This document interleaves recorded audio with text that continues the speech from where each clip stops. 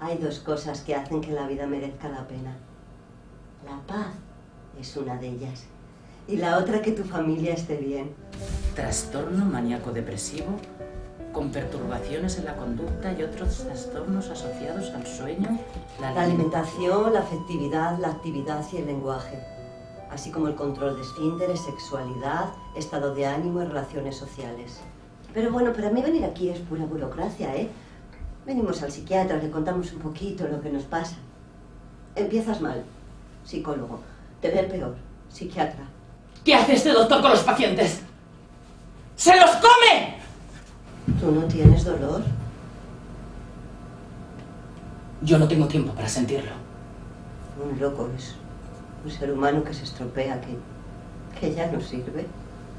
Dicen que los locos sois ángeles, en busca de refugio en un mundo cruel y despiadado la mayoría de las veces.